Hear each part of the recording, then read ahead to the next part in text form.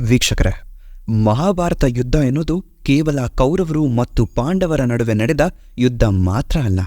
ಈ ಯುದ್ಧವೆಲ್ಲವೂ ಶ್ರೀಕೃಷ್ಣನ ಲೀಲೆಯಾಗಿತ್ತು ಎನ್ನುವುದು ನಾವು ಮರಿಬಾರದು.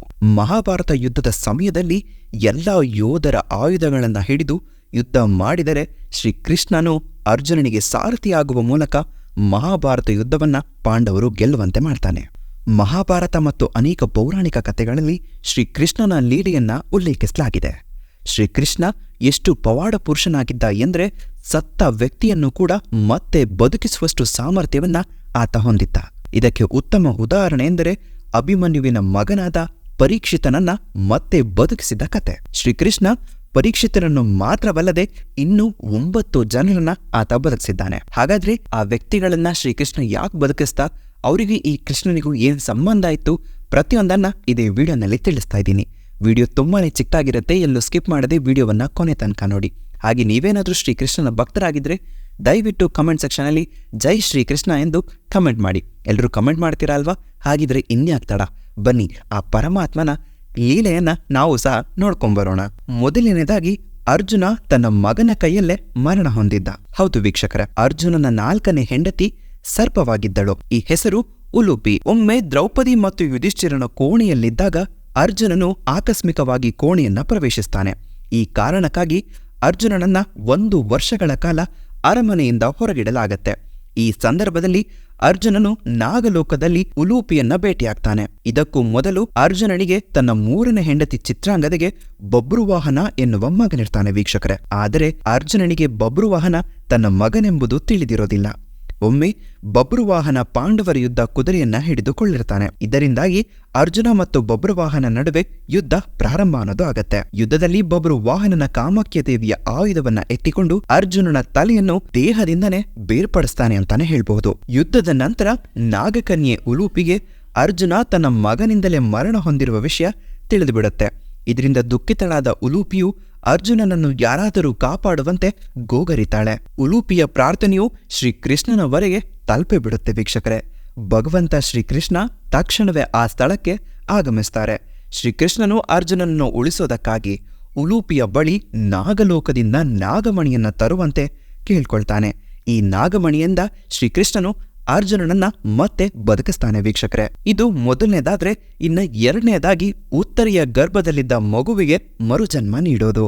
ದ್ರೋಣಾಚಾರ್ಯರ ಮಗನಾದ ಅಶ್ವತ್ಥಾಮನಿಗೆ ತನ್ನ ತಂದೆಯ ಸಾವಿನ ವಿಷಯವನ್ನ ಕೇಳಿ ಕೋಪಗೊಂಡು ಪಾಂಡವರತ್ರ ಬ್ರಹ್ಮಾಸ್ತ್ರವನ್ನ ಪ್ರಯೋಗಿಸ್ತಾನೆ. ಬ್ರಹ್ಮಾಸ್ತ್ರವು ಪಾಂಡವರತ್ತ ಬರುತ್ತಿದ್ದಂತೆ ಶ್ರೀಕೃಷ್ಣನು ಆ ಬ್ರಹ್ಮಾಸ್ತ್ರವನ್ನ ಮತ್ತೆ ಅಶ್ವತ್ಥಾಮನತ್ತ ತಿರುಗಿಸ್ತಾನೆ. ಇದನ್ನು ಕಂಡು ಹೆದರಿದ ಅಶ್ವತ್ಥಾಮನು ತನ್ನ ಪ್ರಾಣವನ್ನ ಉಳಿಸಿಕೊಳ್ಳಲು ಅಭಿಮನ್ಯುವಿನ ಪತ್ನಿ ಉತ್ತರೆಯ ಗರ್ಭದ ಕಡೆಗೆ ಬ್ರಹ್ಮಾಸ್ತ್ರವನ್ನ ಪ್ರಯೋಗಿಸ್ತಾನೆ. ಅಭಿಮನ್ಯುವಿನ ಮಗು ಉತ್ತರೆಯ ಹೊಟ್ಟೆಯಲ್ಲಿ ಬೆಳೆಯುತ್ತಾ ಇತ್ತು. ಬ್ರಹ್ಮಾಸ್ತ್ರದ ಪ್ರಭಾವದಿಂದ ಆ ಮಗು ಸಾವನ್ನಪ್ಪಿರುವುದನ್ನು ನೋಡಿದ ಶ್ರೀಕೃಷ್ಣನು ಮಗುವನ್ನ ಮತ್ತೆ ಜೀವಂತಗೊಳಿಸ್ತಾನೆ. ಇದೇ ಮಗು ರಾಜ ಪರೀಕ್ಷಿತನಾಗಿ ಪಾಂಡವರ ಆಳ್ವಿಕೆಯನ್ನ ವಹಿಸಿಕೊಳ್ಳುತ್ತೆ ವೀಕ್ಷಕರೇ. ಇನ್ನ 3ನೇದಾಗಿ ಪುನರ್ದತ್ತನಿಗೆ ಪುನರ್ಜನ್ಮ ನೀಡಿದ್ದು. ಹೌದು ವೀಕ್ಷಕರೇ, ಶ್ರೀಕೃಷ್ಣ ಮತ್ತು ಸಾಂದೀಪನಿ ಋಷಿಯ ಈ ಕತೆ ಸಾಮಾನ್ಯವಾಗಿ ಹೆಚ್ಚಿನವರಿಗೆ ತಿಳಿದೇ ಇರುತ್ತೆ. ಶ್ರೀಕೃಷ್ಣ ಮತ್ತು ಆತನ ಸಹೋದರ ಬಲರಾಮನು ಸಾಂದೀಪನಿ ಋಷಿಯ ಬಳಿ ಶಿಕ್ಷಣವನ್ನ ಕಲಿತಾ ಇದ್ರು. ಇವರಿಬ್ಬರ ವಿದ್ಯಾಭ್ಯಾಸ ಮುಗಿದ ನಂತರ ಗುರುದಕ್ಷಿಣೆಯಾಗಿ ಏನನ್ನಾದರೂ ಕೇಳಿಕೊಳ್ಳುವಂತೆ ಹೇಳಿರ್ತಾರೆ. ಆಗ ಬಹಳ ದುಃಖದಿಂದ ಸಾಂದೀಪನಿ ಋಷಿ ಮತ್ತು ಅವರ ಪತ್ನಿ ತಮ್ಮ ಮಗನಾದ ಪುನರ್ದತ್ತನಿಗೆ ಮನುಜನ್ಮ ನೀಡುವಂತೆ ಕೇಳ್ಕೊಳ್ತಾರೆ.